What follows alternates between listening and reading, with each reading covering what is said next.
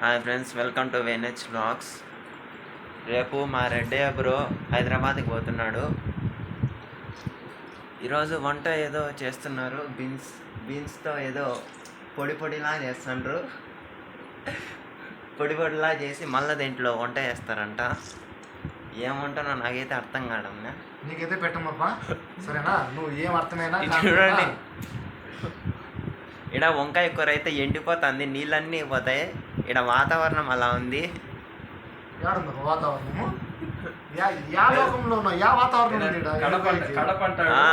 బెంగళూరులో వాతావరణం ఇలా ఉంటుంది. ఏ కూర తెచ్చినా కానీ అది ఎక్కువసేపు ఉంచకూడదు, తెచ్చిన వెంటనే తినేయాలా, లేకుంటే కూర ఎండిపోతుంది.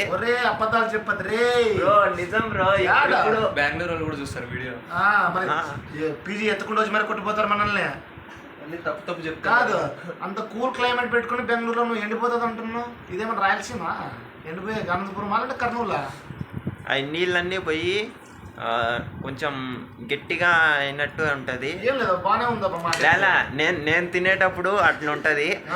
అవును, తినేటప్పుడు అన్ని యావరేజే ఉంటాయి. ఇప్పుడు ఇందాక ఏదో తిన్నావు అది చెప్పు. ఇందాక మసాలా దోశ తెచ్చుకొని తిన్నా, యావరేజ్. అది బిలో యావరేజ్ అనుకుంటా. బిలో యావరేజ్ కాదు. అది మసాలాలు ఉప్పు కూడా వేలాయి బెంగళూరులో. ఏదో అలా ఉండింది.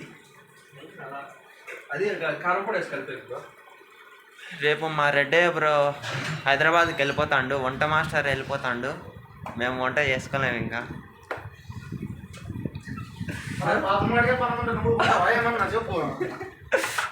వంట మాస్టర్ ఏమొద్దు.